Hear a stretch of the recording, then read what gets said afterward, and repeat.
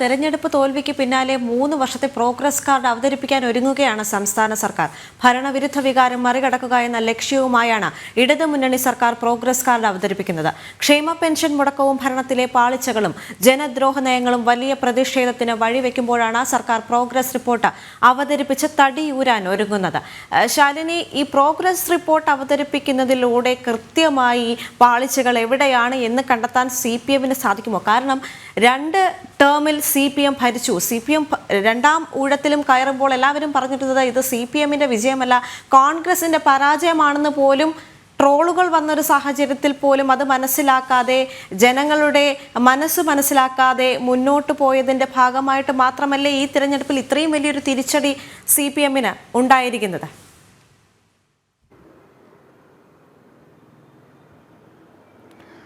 തീർച്ചയായും ദേവിക, കാരണം കോൺഗ്രസ് പതുങ്ങിയെടുത്താണ് CPM തലപൊക്കിയത് എന്നുള്ള വിമർശനം ഈ ഒരു രണ്ടാം പിണറായി സർക്കാർ അധികാരത്തിലേറിയപ്പോൾ ആദ്യം മുതൽ തന്നെ കേട്ടതാണ്. സ്വാഭാവികമായും 3 വർഷത്തെ പ്രോഗ്രസ് റിപ്പോർട്ടാണ് ഇന്നിപ്പോൾ സംസ്ഥാന സർക്കാർ അവതരിപ്പിക്കാൻ പോകുന്നത്. ഏതൊക്കെ വകുപ്പുകളിൽ എന്തൊക്കെ കാര്യങ്ങൾ ചെയ്തു, ഇനി എന്ത് ചെയ്യാനുണ്ട്, എവിടെയൊക്കെ ക്ഷേമ പ്രവർത്തനങ്ങൾ എത്തി, ഒപ്പം തന്നെ പ്രഖ്യാപിച്ചിട്ടുള്ള 900 പദ്ധതികളിൽ എന്തൊക്കെ നടപ്പിലായി എന്നതടക്കമുള്ള കാര്യങ്ങളാണ്. പ്രത്യേകിച്ച് LDF മുന്നോട്ട് വെച്ച പ്രകടന പത്രിക, രണ്ടാം പിണറായി സർക്കാരിന്റെ കാലത്ത് മുന്നോട്ട് വെച്ച പ്രകടന പത്രികയിൽ ഇനി എന്തൊക്കെ ബാക്കിയുണ്ട്, എന്തൊക്കെ ചെയ്തു തീർത്തു എന്നുള്ളതാണ്. അതിൽ പ്രധാനമായും അതിലൊരു വിലയിരുത്തൽ വരുമ്പോൾ ആദ്യം മുതൽ തന്നെ അവർ അവകാശപ്പെട്ടതാണ് KSRTC ഉൾപ്പെടെയുള്ള സർക്കാർ മേഖലയിലെ ജീവനക്കാർക്ക് ക്ഷേമ പെൻഷനുകളും ശമ്പളവും ഒക്കെ തന്നെ മുടങ്ങാതെ കൈകളിലേക്ക് എത്തുമെന്ന്. പിന്നീട് കോടതി കയറുന്ന വിഷയം.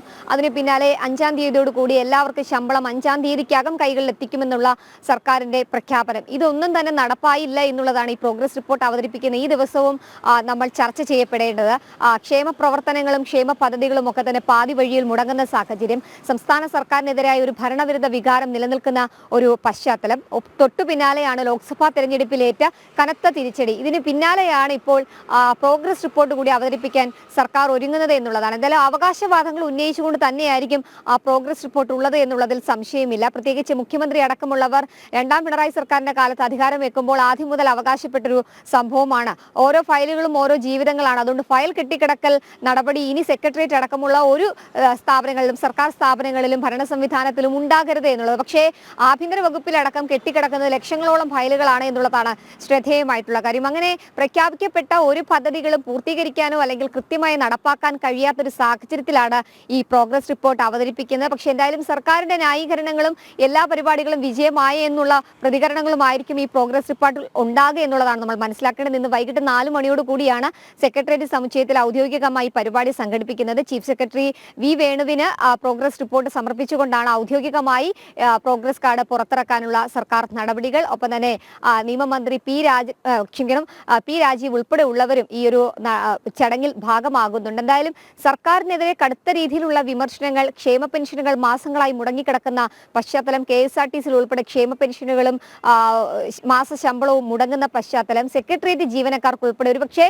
രണ്ടാം പിണറായി സർക്കാരിന്റെ കാലത്ത് ഏറ്റവും അവകാശപ്പെട്ടത് സർക്കാർ ജീവനക്കാർ ഒപ്പമുണ്ട് എന്നുള്ള അവകാശവാദങ്ങളാണ്. ആ സർക്കാർ ജീവനക്കാർ പോലും ഈ പോസ്റ്റൽ വോട്ടുകളിലടക്കം ഇടതുപക്ഷത്തെ കൈവിടുന്ന ഒരു സാഹചര്യം, അവർക്കടക്കം ശമ്പളം മുടങ്ങിയ സാഹചര്യം, ഇതൊക്കെ പ്രോഗ്രസ് കാർഡിൽ ഉൾപ്പെടുമോ എന്നുള്ളതാണ് നമ്മൾ കണ്ടറിയേണ്ടത്. പ്രത്യേകിച്ച് കഴിഞ്ഞ വർഷമൊക്കെ പ്രോഗ്രസ് കാർഡ് പുറത്തിറക്കുമ്പോൾ സിൽവർ ലൈനെ പറ്റി പ്രതിപാദിക്കുന്ന ഫോണുകൾക്ക് കൂടുതൽ പ്രാധാന്യം നൽകുന്ന നടപടികളും പ്രതികരണങ്ങളും ഒക്കെ ഉണ്ടായിരുന്നു. എന്തായാലും ഇത്തവണ അത് ഉണ്ടാകില്ല എന്നുള്ള സംശയമാണ്. കാരണം ഫോൺ അടക്കം പാതി വഴിയിൽ മുടങ്ങിക്കിടക്കുന്ന പശ്ചാത്തലം, സിൽവർ ലൈനിന്റെ ഒരു രീതിയിലുള്ള ചർച്ചകളും കേരളത്തിൽ ഇപ്പോൾ നടക്കാത്ത ഒരു സാഹചര്യം കൂടി നിലനിൽക്കുന്നുണ്ട്. എന്തായാലും ഔദ്യോഗികമായി ഇന്ന് വൈകിട്ട് 4 മണിയോടുകൂടി പ്രോഗ്രസ് റിപ്പോർട്ട് പുറത്തിറങ്ങും. ഏതൊക്കെ മന്ത്രിമാർ ബെസ്റ്റായി, ഏതൊക്കെ മന്ത്രിമാരും വകുപ്പുകളും പിന്നോട്ട് പോയി എന്നതടക്കമുള്ള കാര്യങ്ങൾ ഒരുപക്ഷെ ഈ പ്രോഗ്രസ് റിപ്പോർട്ട് പുറത്തു വന്നതിന് ശേഷം നമുക്ക് വിലയിരുത്താനും പ്രതികരിക്കാനും കഴിയും.